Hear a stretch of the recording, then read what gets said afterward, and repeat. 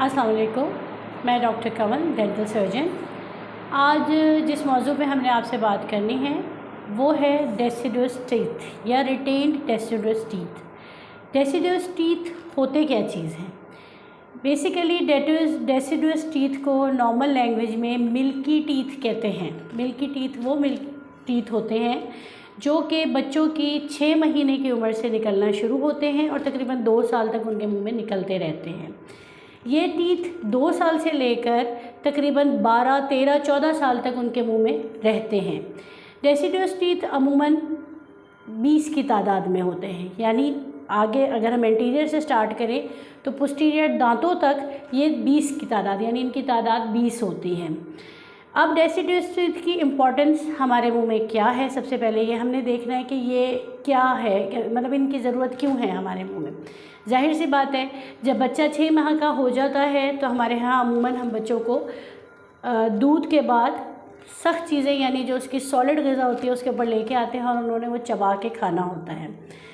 जब बच्चा दूध छोड़ता है और सॉलिड की तरफ आता है तो ज़ाहिर चबाने के लिए मुंह में दांत होना ज़रूरी होते हैं। अब इनकी इम्पोर्टेंस सबसे ज़्यादा तो यही है, जाहिर सी बात है। दूसरा वही कि एस्थेटिक उनकी बनती है, उनका फेस की प्रोफाइल बनती है जो जिसमें दांत उनको मदद करते हैं। अब दूसरी बात क्या है कि हमें अपने मुंह में जो है वो डेसिडुअस टीथ कब तक रखने चाहिए और उनकी क्या इम्पोर्टेंस होती है। डेसिडुअस टीथ हमारे मुंह में, जैसे कि मैंने आपको बताया कि 2 साल से लेकर 12-13 साल तक रहते हैं। ये डेसिडुअस टीथ 6 साल की उम्र में टूटना शुरू हो जाते हैं। जैसे ही हमारा डेसिडुअस टीथ का पहला इंटीरियर टूथ टूटता है, पोस्टीरियर साइड पे हमारा परमानेंट टूथ जिसको हम 6 यानी पहला फर्स्ट मोलर कहते हैं या आगे से पीछे का छठा दांत होता है, वो पक्का दांत होता है, वो निकल आता है। उसमें डेसिडुअस टीथ नहीं टूटता। यानी आम फहम में हमारे यहाँ जब हमारे पास पेशेंट आते हैं तो हमें कहते हैं कि जी बच्चे का दांत तो कोई टूटा नहीं, और आप कहते हैं कि पीछे के दांत में उसको जो है ना वो निकल आया है। तो वो पीछे के दांत उसका निकलता नहीं, क्योंकि डेसिडुअस टीथ अमूमन 20 होते हैं, वरना हमारे मुंह में आपको पता है कि 32 दांत यानी 32 टीथ होते हैं। उन 32 की तादाद इसी तरह पूरी होती है कि जब पहला आपका डेसिडुअस टूथ गिरता है तो आपका पीछे से पोस्टीरियर टूथ निकल आता है। अब जो चीज़ इसमें बहुत ज़्यादा इम्पॉर्टेंट है वो ये है कि क्या चीज़, अब जैसे कि टाइम है 6 साल से लेकर मैंने आपको बताया 12-13 साल तक के दांत ये टूटते हैं। अब इन दांतों में टूटना एट द टाइम बहुत ज़रूरी होता है, लेकिन अब हमारे पास जो पेशेंट आते हैं वो हमसे कंप्लेन करते हैं कि बच्चे का दांत वहीं का वहीं रह गया है और आगे या पीछे की साइड पे उसके दांत निकल आया है। ऐसी सूरत में हमें क्या करना चाहिए और इसके क्या ड्रॉबैक्स हैं? अब अगर डेसिडुअस टीथ वहीं पे रिटेन्ड कर गया है और दूसरा जो परमानेंट टूथ है वो आपके लेबियल साइड पे या पैलेटल साइड पर या लिंगुअल साइड पर निकल आया है, तो उसके ड्रॉबैक्स क्या हैं? उसके ड्रॉबैक्स ये होते हैं कि क्राउडिंग हो जाती है और उसकी वजह से आपके दांतों में टाटर प्लाक बहुत ज़्यादा बनता है और उसके साथ आपके केरीज बनती है और आपके एस्थेटिक यानी माल अलाइनमेंट हो जाती है। दांत अपनी जगह पे नहीं रहते और टेढ़े मेढ़े निकलने शुरू हो जाते हैं। दूसरी चीज़ क्या होता है कि दांत क्यों नहीं टूटते? हम ये कहते हैं कि दांत वहीं रह गए, वरना पहले नेचुरल तौर से दांत डिके का एक प्रोसीजर होता है जिसमें 6 साल की उम्र में बच्चे का दांत टूट के नया दांत निकलने, लेकिन आजकल अमूमन ऐसा नहीं होता। इसकी मेन वजह ये है कि बच्चे बहुत प्रोलॉन्ग्ड फीडर यूज़ करते हैं। फीडर पीने की वजह से बच्चों के अंदर के दांत की जो डिके होने का टाइम होता है वो प्रोलॉन्ग्ड हो जाता है, उनके पैलेट के अंदर जो है वो डीप हो जाता है उनका पैलेट और क्राउडिंग होनी शुरू हो जाती है, जिसकी वजह से दांत डिके नहीं करता और जो परमानेंट टूथ होता है वो अपना पाथवे चेंज करके दूसरी तरफ निकल आता है।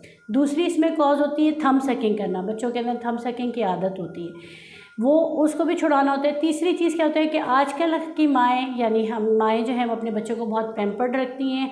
हम उनको हार्ड ग़िज़ा यानी एप्पल काट के खाने के लिए नहीं देते, कोई गंडेरियाँ हो गई, जो भी हम इस तरह की हार्ड ग़िज़ा पहले हम यूज़ किया करते थे, अब हम अपने बच्चों को वो यूज़ नहीं कराते, जिसकी वजह से नेचुरल प्रोसेस ऑफ डिके हमारे उसमें ख़त्म हो चुका है डेसिडुअस टूथ का। अब क्या होता है, टूथ वहीं रिटेन कर गया और दूसरा टूथ निकलना शुरू किया, जिसका मैंने आपको बताया कि जिसके ड्रॉबैक्स क्या होते हैं, क्राउडिंग होना शुरू हो जाती है मुंह में और उसकी वजह से टाटर प्लाक, केरीज और माल अलाइनमेंट होती है। अब इन चीज़ों को ख़त्म करने का वाहिद ज़रिया यही है कि बच्चों को बहुत छोटी उम्र से ही सख्त ग़िज़ा खाने के लिए दी जाए। एप्पल है काट के खाएँ, गंडेरियाँ हैं आगे के दांतों से ढूंढें ताकि नेचुरल डिके हो।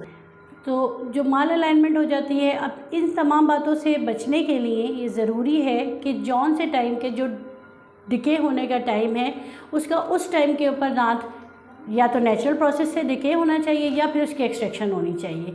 इस चीज़ के लिए आपको डेंटिस्ट को साल में 2 दफ़ा या हर 6 महीने बाद अपने बच्चे को लेकर डेंटिस्ट से विज़िट करें, ताकि वो उसके प्रॉपर टाइम पे जो टाइम ऑफ डिके उसके टूथ का है उसमें वो उस दांत को एक्सट्रैक्शन करे और उसका दांत उसकी जगह पे प्रॉपर तरीके से आ जाए।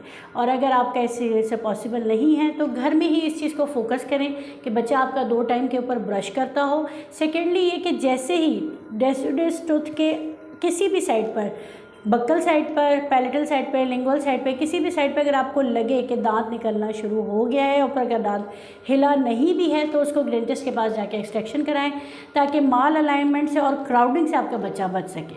और इन केस अगर क्राउडिंग हो जाती है और माल अलाइनमेंट हो जाती है तो उसको उधर ही नहीं छोड़ देना कि ठीक है अब दांत टेढ़े हो गए तो अब क्या हो सकता है, ऐसा नहीं होता है। इससे बच्चे के जबड़े की ग्रोथ में भी फ़र्क पड़ता है, एस्थेटिक पॉइंट ऑफ व्यू से भी उसको होता है, और उसका फेस की प्रोफाइल बहुत डिफरेंट हो जाती है। लिहाजा आइडियल जो आपका एज है डेसिडुअस टीथ, जिसमें हम कहते हैं कि हमारी मिक्स डेंटिशन जब हमारे दांतों की हमारे मुंह में मौजूद होती है, जिसमें हमारे डेसिडुअस टीथ और परमानेंट टूथ दोनों मौजूद होते हैं, वो एज होती है 12 साल से लेकर 14-15 साल तक, बॉयज़ और गर्ल्स दोनों के लिए। अगर आपको लगे कि आपके बच्चे के मुंह में क्राउडिंग हो गई है, जगह कम है और दांत टेढ़े मेढ़े निकल रहे हैं, तो डेंटिस्ट से विज़िट करें और उसका ऑर्थोडोंटिक ट्रीटमेंट को फॉलो करें।